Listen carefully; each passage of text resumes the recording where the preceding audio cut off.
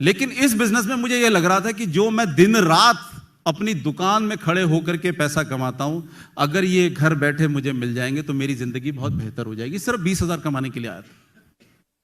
मुझे बिल्कुल मालूम नहीं था कि ये बिजनेस जो है इतनी गति से आगे निकलता जिसको आप पकड़ नहीं सकते। मैं तो खुदा से ही मान रहा था, भगवान बस 20,000 रुपए जिस दिन मैं कमाने लग जाऊंगा ना, मेरी जिंदगी ठीक हो जाएगी। लेकिन बिजनेस इतना आता था, इतना समुद्र था, वो मुझे उस वक्त मालूम नहीं था। मैं काम करने लगा, मतलब पहले महीने मैंने 5,000 रुपए का चेक आया, दूसरे महीने 20,000 का आया, तीसरे महीने 1.25 लाख रुपए का, चौथे महीने 6 लाख। मैं पागल हो गया, इतनी तेजी से बिजनेस बढ़ेगा, कैन यू बिलीव दैट? या अभी बात हो रही थी कि भाई इतनी जल्दी डायमंड नहीं बन सकते। 10 महीने में 10,000 लोग थे मेरे साथ में, 10,000।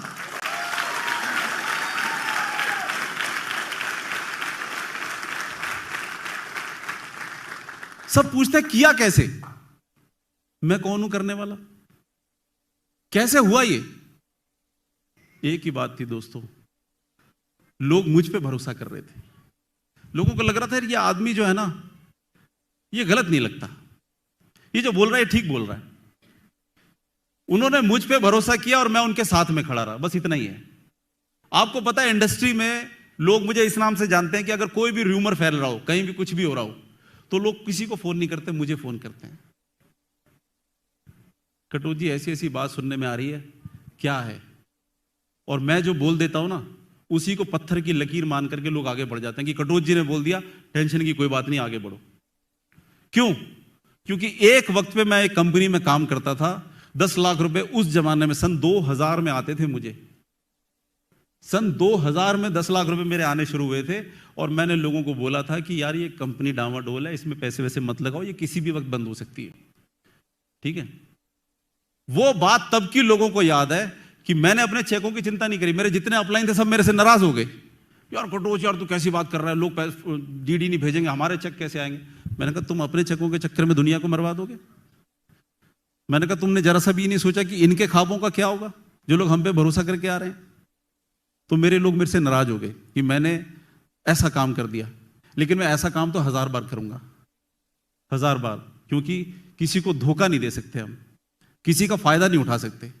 मुझे लगता है कि खुदा का बंदा होना या खुदाई आप में होना, वो उसको मानने से नहीं, उसने जो कहा है वो करना चाहिए। कभी किसी का नाजायज फायदा नहीं उठाना चाहिए, कभी किसी को धोखा नहीं देना चाहिए। मुझे लगता है कि मेरे लिए खुदाई का मतलब ये है, आपके लिए है तो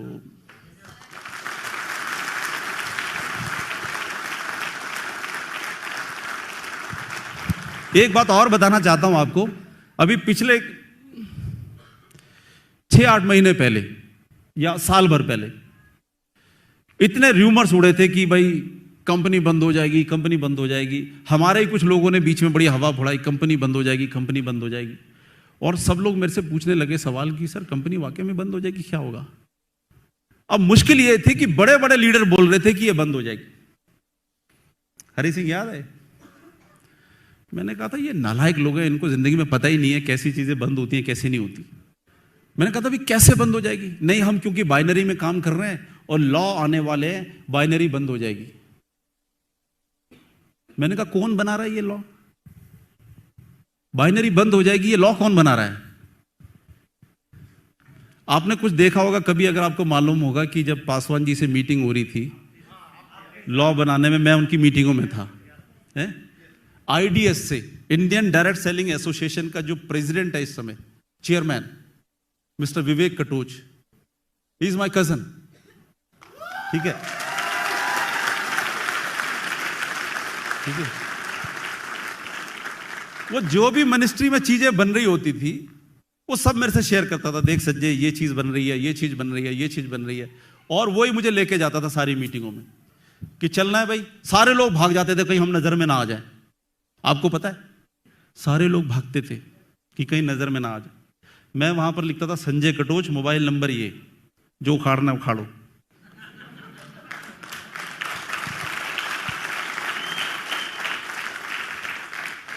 इसका मतलब यह है कि अगर आपका बिलीफ इस बिजनेस में नहीं है तो तुम सरवाइव कैसे करोगे? पहले तो फैसला यही कर लेते हैं हमारा विश्वास है कि नहीं है। उसके बाद करेंगे ना इसको। नहीं ये बंद हो जाएगी, कुछ लीडर्स में इसकी वो चल गई कि हम कुछ कर लेते हैं, नहीं तो हम बर्बाद हो जाएंगे, बंद हो जाएगी। तो मैंने सिर्फ एक ही सवाल पूछा था,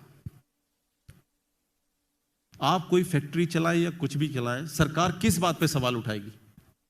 आप अपने एम्प्लॉय को सैलरी कैसे देते हैं इस बात पे सवाल उठा सकती है, या आपने क्या बेच के क्या कमाया, या क्या इलीगल काम करके कमाया या लीगल काम करके कमाया, इस बात पे सवाल उठा सकती है? किस बात पे सवाल उठा सकती है?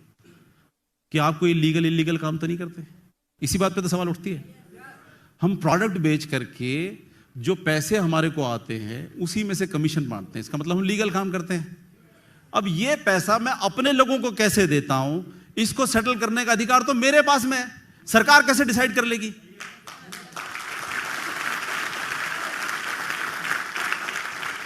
मैं अपने कौन से एम्प्लॉय